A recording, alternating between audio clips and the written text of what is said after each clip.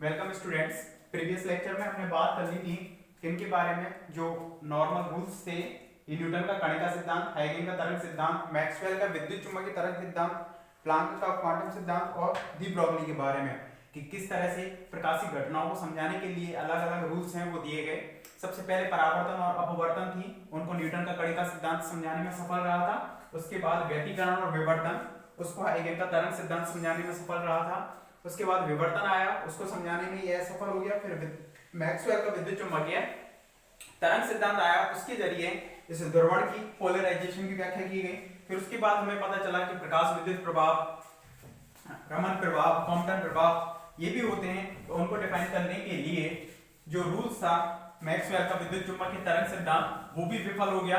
फिर उसके बाद आया प्लांक का क्वांटम सिद्धांत। तो मेनली जो प्रकाश है दो प्रकार की नेचर रखता है, कणीय और तरंगीय। उसी के आधार पर हम सारी गुणों की उनकी व्याख्या कर रहे थे, सारे जो भी व्यतिकरण है, विवर्तन, उन सभी की व्याख्या कर रहे थे।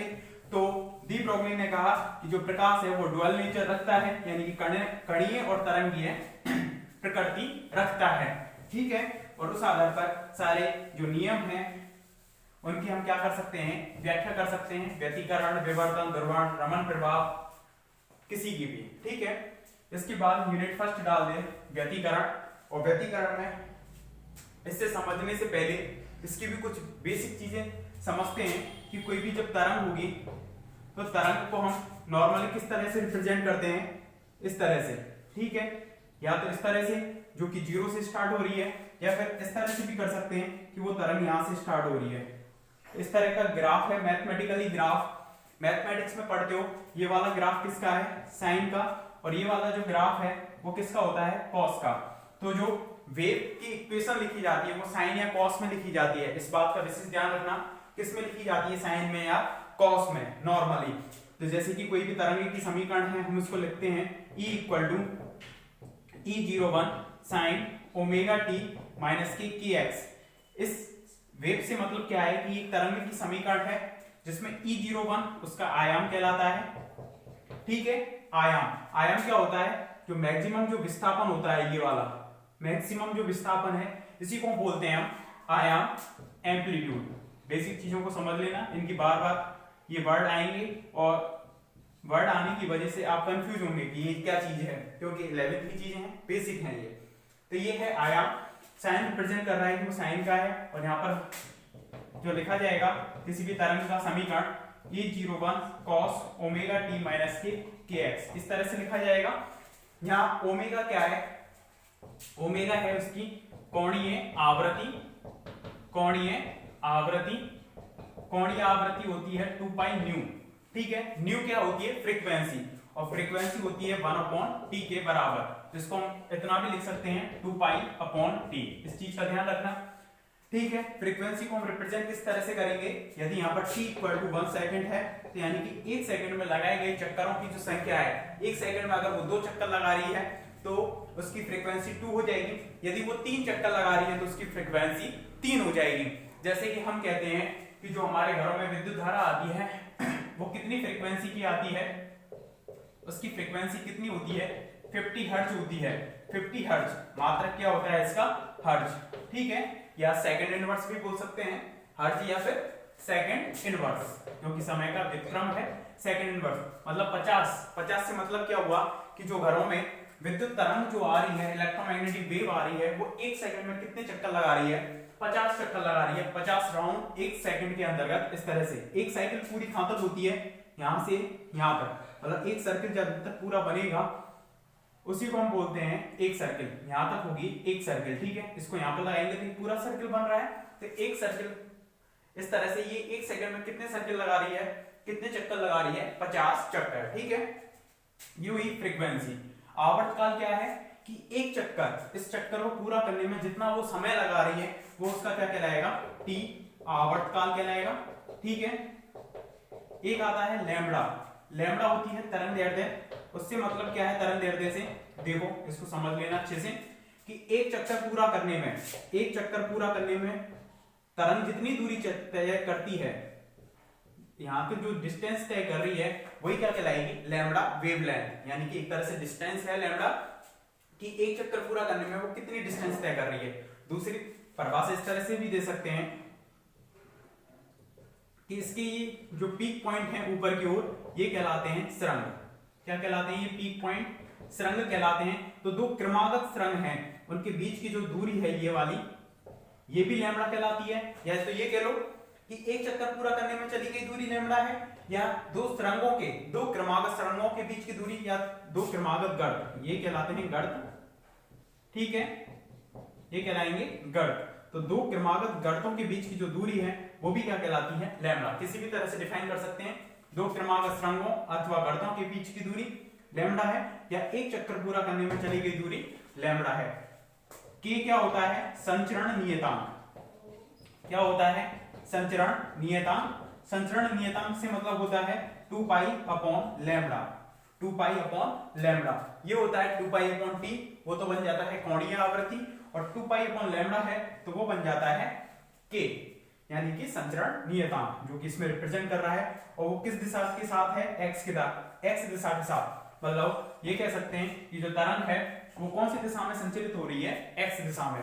तो मतलब जो भी कोई भी तरंग होगी उससे संबंधित सारी इंफॉर्मेशन रखती है ये वाली इक्वेशन या मैथमेटिकल इक्वेशन, जो भी है वो सारी की सारी इक्वेशन उससे संबंधित इंफॉर्मेशन हमें क्या कर रही है? प्रोवाइड कर रही है, किसी भी तरंग से रिलेटेड। यहां तक बात समझ में आई। इसके बाद दो चीजें और हैं, पथांतर और कलांतर। पथांतर और कलांतर। लेकिन इससे पहले एक चीज और देखते हैं, कला। कला क्या है? कला कोण या कला, उसको समझने की कोशिश करें। कला कोण का मतलब वो मूल बिंदु के सापेक्ष कितनी आगे या पीछे से स्टार्टिंग हो रही है कोई भी तरंग, उसको हम बोलते हैं कला कोण। जैसे कि ये 0 से स्टार्टिंग हो रही है तो 0 कला कोण है। यदि ये तरंग यहां से स्टार्ट होती और बीच की दूरी होती कुछ, तो उस आधार पर उसका +5 या -5 रूप में हम उसको क्या करते हैं? रिप्रेजेंट करते हैं कला को, कि कितनी तरंग आगे या पीछे से स्टार्ट हो रही है किसी मूल बिंदु के सापेक्ष, वही उसकी क्या कहलाएगी? कला कहलाएगी। पथांतर से मतलब क्या है? पथ में अंतर। पथांतर से मतलब क्या है? पथ में अंतर। जैसे कि दो स्रोत हैं S1 और S2, दो स्रोत हैं, इनसे कोई भी प्रकाश की जो किरण है वो बिंदु P पर पहुंच रही है। ठीक है, एक तो इस पथ को फॉलो कर रही है और एक इस पथ को फॉलो कर रही है। ये x1 दूरी तय कर रही है और ये x2 दूरी तय कर रही है। क्या दोनों का पथ आपको समान दिख रहा है? इसमें नहीं है, दोनों का पथ समान नहीं है यहाँ पर,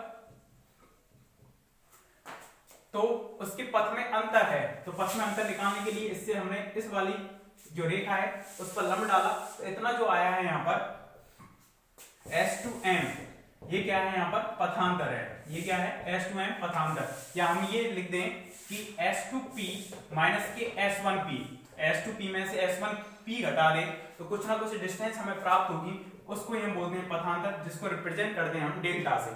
ठीक है, पथांतर। और पथांतर और कलांतर में रिलेशन होता है। कलांतर क्या है? कि जैसे कि कलांतर को भी समझ लेते हैं एक बार।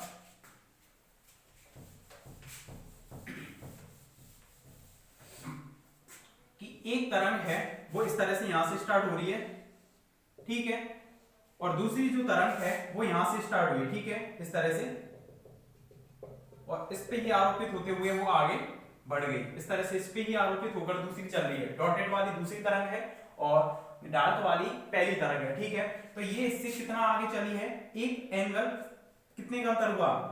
यहाँ पर 0, यहाँ पर पाई और यहाँ पर 2 पाई, यानी कि 2 पाई का डिफरेंस रहा। किसका डिफरेंस रहा? 2 पाई। तो दोनों के बीच में कला में अंतर कहां है? ये तो यहां से स्टार्ट हो रही है 0 से और ये 2 पाई से, तो इनके बीच में कलांतर कितने का आ गया? 2 पाई का। मतलब एक ही ओरिजिन से, एक ही डेस्टिनेशन से वो स्टार्ट नहीं है, जितना आगे या पीछे से स्टार्ट हो रही है वही दो तरंगों के बीच का क्या कहलाएगा? कलांतर। और कलांतर और पथांतर में रिलेशन होता है। कलांतर को हम नॉर्मली डेल से रिप्रेजेंट करते हैं या थीटा से भी कर सकते हैं, पर वो होता है 2 pi upon lambda into delta. 2 pi upon lambda into delta, ये क्या कहलाएगा? पथांतर और कलांतर में रिलेशन। इन चीजों की हमें आगे जरूरत पड़ेगी, इसलिए बेसिक चीज थी इसलिए बता दिया। तो यूनिट फर्स्ट हेडिंग डालकर उसमें लिखें व्यतिकरण, और हेडिंग भी डाल देना व्यतिकरणी इंटरफेरेंस। तो व्यतिकरण वास्तव में होता क्या है? प्रकाश की जो घटना है कि जब कोई दो तरंग हैं, जब दो तरंगें जिनका आयाम भी समान हो, मतलब एम्पलीट्यूड ऊंचाई जो थी, आयाम भी समान हो, तरंग दैर्ध्य भी समान हो, आयाम भी समान हो और तरंग दैर्ध्य भी समान हो और समान दिशा में संचलित होकर एक दूसरे पर यदि वो अध्यारोपित हो रही हैं तो किसी बिंदु पर तो प्रकाश की तीव्रता मैक्सिमम मिलेगी और किसी बिंदु पर प्रकाश की तीव्रता मिनिमम मिलेगी। तो प्रकाश का जो रेफरेंस है उच्चता और निम्नता का, तो कहीं पर प्रकाश की तीव्रता उच्च है और कहीं पर निम्न है। जहां पर उच्च है तो वहां पर दीप्त फ्रिंज मिलेगी और जहां निम्न है वहां अदीप्त मतलब अंधेरा या काली फ्रिंज मिलेगी, मतलब वहां पर प्रकाश पहुंच ही नहीं रहा है। ठीक है, इस तरह से होगा। तो हेडिंग डाल दो व्यतिकरण। प्रकाश की यही घटना ही क्या कहलाएगी? इंटरफेरेंस। इंटरफेरेंस। ठीक है, कि जैसे हम एग्जांपल ले लेते हैं, दो तरंग हैं जिनका आयाम समान है और एक ही दिशा में संचरित हो रही है, वेवलेंथ भी समान है। ठीक है, वेवलेंथ से मतलब जो समान दूरी तय कर रही है, समान समय में समान दूरी तय कर रही है, तो तरंग दैर्ध्य भी क्या हो जाएगी? उनकी समान हो जाएगी। जैसे कि हम पहली वेव ले लेते हैं, ये इस तरह से पहली वेव है ये जो कि प्रोपगेट हो रही है इस वाली दिशा में, और दूसरी वाली जो वेव है वो इसी पर ही यहां से चली है, वो मान लिया यहां से चली इस तरह से और इसी पर अध्यारोपित होकर चल दी। ठीक है, तो यहाँ पर एक दूसरे पर अध्यारोपित हो रही है, तो यहाँ पर जो प्रकाश की तीव्रता है मैक्सिमम होगी, इसलिए यहाँ पर जो व्यतिकरण होगा वो कौन सा होगा? समपोषी व्यतिकरण। ठीक है, इनके बीच में कालांतर कितने का आया? ये पथांतर देखते हैं, पथांतर कितने का आया? ये 0 से स्टार्टिंग हो रही है और ये लैम्डा एस्टर स्टार्ट हो रही है, तो दोनों के बीच में जो पथांतर आएगा, यहां से यहां तक की डिस्टेंस क्या होगी? एक चक्कर पूरा हो गया और एक चक्कर में दूरी कितनी तय करता है? वो लैम्डा, वही तो तरंग दैर्ध्य कहलाएगी। तो पथांतर यहां पर कितने का रहा? लैम्डा। तो जब भी और ये यदि वेव यहां से स्टार्ट हो जाती तो जो डॉटेड वाली वेव थी वो यहीं से स्टार्ट होती तो 0 से, तो दोनों के बीच में पथांतर 0 होता, तो ये कह सकते हैं या तो 0 हो, लैम्डा हो, 2 लैम्डा हो, 3 लैम्डा हो, इस तरह से हो, यानी कि लैम्डा के पूर्ण गुणज के रूप में हो, यानी कि हम लिख सकते हैं n लैम्डा हो और n का मान 0 1 2 3 एंड सो ऑन हो। तो पथांतर अगर इस तरह से है तो व्यतिकरण कौन सा कहलाएगा? समपोषी व्यतिकरण। तो प्रकाश की तीव्रता समपोषी व्यतिकरण में कैसी मिलेगी? मैक्सिमम तीव्रता मिलेगी, मैक्सिमम इंटेंसिटी मिलेगी। दूसरी स्थिति ये समझो कि एक वेव है वो इस तरह से चल रही है, ठीक है, दूसरी जो वेव है वो इस तरह से चली, यहां से इस तरह से, ठीक है। अब दोनों जस्ट अपोजिट हो गई, ये तो इधर है और ये वाली इधर है, ये वाली इधर है और ये वाली इधर है, जस्ट अपोजिट हो रही है, मतलब एक की वजह से दूसरे को कैंसिल आउट किया जा रहा है, तो यहाँ पर विनाश किया जा रहा है एक की जगह ये दूसरे का, इसलिए इसको बोलते हैं हम विनाशी व्यतिकरण। क्या बोलेंगे इसको? विनाशी व्यतिकरण। और विनाशी व्यतिकरण के लिए इसकी और इसके बीच में पथांतर कितना हुआ बता सकते हो खुद देखकर? ये तो यहां से चल रही है 0 से, ये चल रही है यहां से, तो ये कितना होगा? पूरी तरंग का ये तो पूरा होता है साइकिल लैम्डा, तो ये आधा साइकिल है, ये कितना हो जाएगा? Lambda by 2। तो यानी कि पथांतर यदि delta equal to lambda by 2 हो, या फिर ये वेव यहां से स्टार्ट होती तो दोबारा बना देता हूं, इस तरह से स्टार्ट होती तो कितना आगे से चली है ये, यहां तक तो लैम्डा प्लस लैम्डा बाई 2, तो कितना हो जाएगा ये? 3 लैम्डा बाई 2। तो 3 लैम्डा बाई 2 होने पर भी ये एक दूसरे के अपोजिट होंगे, तो विनाश होगा एक दूसरे की वजह से, तो lambda by 2, 3 lambda by 2, 5 lambda by 2, 7 lambda by 2 and so on, यानी कि लैम्डा बाई 2 का पूर्ण गुणज या विषम गुणज 1 3 5 7 इस तरह से हो, लैम्डा बाई 2 का विषम गुणज इस रूप में हो, तो हमें इसको हम इस तरह से लिख सकते हैं 2n + 1 lambda by 2, 2n + 1 lambda by 2, और n कहां से वेरी कर जाएगा? 0 1 2 3 एंड सो ऑन, क्योंकि n = 0 रखेंगे लैम्डा बाई 2 आ जाएगा, n = 1 रखेंगे तो 2 + 1 यानी कि 3 लैम्डा बाई 2 आ जाएगा। इस तरह से इसको हमने कॉमन संख्या के रूप में लिख लिया 2n + 1 लैम्डा बाई 2। तो इस स्थिति में हमें कौन सा व्यतिकरण मिल जाएगा? विनाशी व्यतिकरण। ठीक है, इस चीज का विशेष ध्यान रखना, ये कंडीशन आगे चलती रहेंगी। संपोषी व्यतिकरण के लिए n लैम्डा और विनाशी व्यतिकरण के लिए 2n + 1 लैम्डा बाई 2। तो संपोषी तो कब होगा? जब एक पर ही दूसरी वेव है वो अध्यारोपित हो सकती है, तो वो कब होगा? जब पथांतर इस टाइप से हो तब तो संपोषी होगा, और जब अपोजिट जा रहा है तो उस स्थिति में विनाशी व्यतिकरण होगा, क्योंकि एक की वजह से दूसरे का जो एम्पलीट्यूड है वो कैंसिल आउट कर दिया जाएगा, तो विनाशी। तो अगर वेव इस तरह से है तो इस तरह से तो चल रही है, लेकिन जो दूसरी वेव है वो इस तरह से है। तो देखो यहां पर तो एक दूसरे के अपोजिट आ रहे हैं, तो यहां पर संपोषी व्यतिकरण भी देखने को मिलेगा। यहां लगभग आकर एक दूसरे की साइड में आ गए, तो यहां पर एक दूसरे से कैंसिल आउट हो जाएगा। तो यहां पर कौन सा व्यतिकरण मिलेगा हमें? विनाशी व्यतिकरण। इस तरह से संपोषी और विनाशी व्यतिकरण यहां पर होंगे। ठीक है, तो यहां पर दोनों स्थितियां हो सकती हैं। तो लिखना प्रारंभ करो। ये बेसिक चीजें रही और इसी के बारे में हम पढ़ेंगे।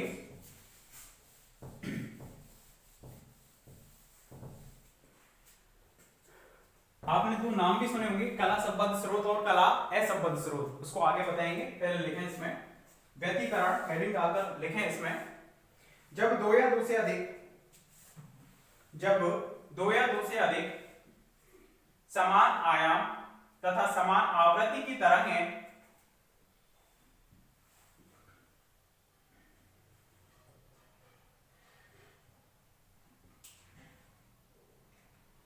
जब दो या दो से अधिक समान आयाम तथा समान आवृत्ति की तरंगें, आवृत्ति समान है तो तरंग समान होगी, c equal to nu lambda से। ठीक है, जब दो या दो से अधिक समान आयाम व समान आवृत्ति की तरंगें एक साथ एक ही दिशा में किसी माध्यम में संचरित होती हैं तो एक ही दिशा में किसी माध्यम में संचरित होती हैं तो, अब माध्यम क्यों बोल रहा है वो? क्योंकि व्यतिकरण और विवर्तन की जो व्याख्या है वो हाइगेनबर्ग ने की थी। तो वो कहता था कि जो तरंग है वो निर्वात में गमन कर ही नहीं सकती, इसलिए हम यहाँ पर माध्यम कंसीडर कर रहे हैं। ठीक है, तो यहां तक हम ये मानकर नहीं चलेंगे जब तक व्यतिकरण और विवर्तन पढ़ रहे हैं कि तरंग है वो निर्वात में गति कर सकती है। लेकिन आगे जैसे रिसर्च हुई, यानी कि मैक्सवेल ने अपना सिद्धांत दिया विद्युत चुंबकीय तरंग सिद्धांत, तो उसने इस बात को गलत साबित कर दिया कि कोई भी तरंग है उसको गति करने के लिए माध्यम की आवश्यकता होती है। तो उसने बोला कि निर्वात में भी जो तरंग है वो क्या कर सकती है? गति कर सकती है। ठीक है, देखिए इसमें, तब कुछ बिंदुओं पर तीव्रता का मान अधिकतम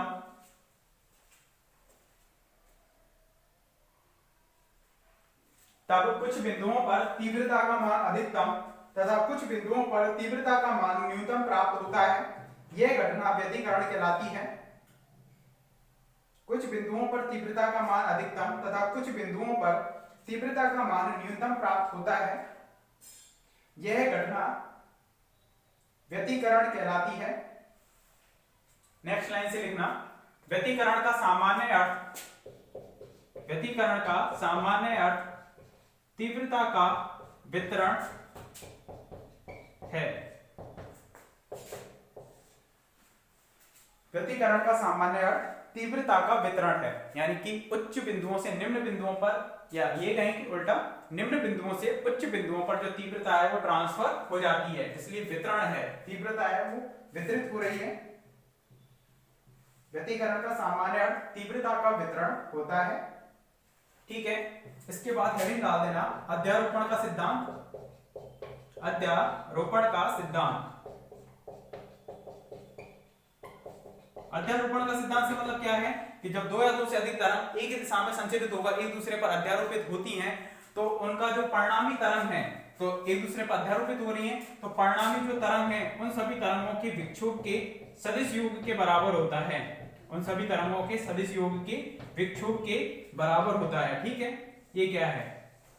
अध्यारोपण का सिद्धांत। विक्षोभ से मतलब क्या है कि किसी एट टाइम टी पर उसका विस्थापन कितना है, उसको विक्षोभ बोलते हैं। जैसे ये तरंग चल रही है तो एट टाइम टी पर हमने देख लिया कि टी समय पर, ठीक है, यहाँ पर टी समय पर, जैसे कि 2 सेकंड में हम बात कर रहे हैं, 2 सेकंड पर इसका विक्षोभ इतना है, किसी टाइम पर उसका विक्षोभ इतना हो गया, 0 है यहाँ पर विक्षोभ, मतलब विस्थापन, एक्स दिशा से विस्थापन, समय वाले अक्ष से कितना विस्थापन हो रहा है किसी समय टी पर, वही क्या कहलाता है? विक्षोभ कहलाता है। तो लिखें इसमें अध्यारोपण का सिद्धांत, हेडिंग डालकर लिखें, किसी माध्यम में दो या दो से अधिक तरंगों के अध्यारोपण से बनी, किसी माध्यम में दो या दो से अधिक तरंगों के अध्यारोपण से बनी परिणामी तरंग, दो या दो से अधिक तरंगों के अध्यारोपण से बनी परिणामी तरंग उन सभी तरंगों के अलग अलग विक्षोभों के उन सभी तरंगों के अलग अलग विक्षोभ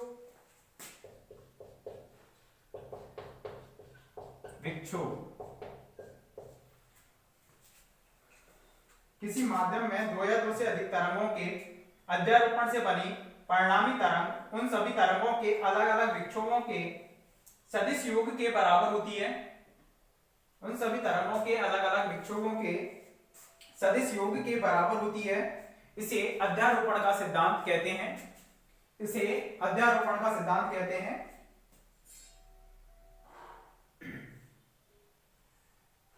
अर्थात करके ये लिख दो, बाई vector equal to y1 plus y2 plus y3 plus y4 and so on. इस तरह से कई सारी तरंगे हैं, तो उन सभी के सदिश योग के बराबर होगा जो परिणामी तरंग होगी उसका विक्षोभ।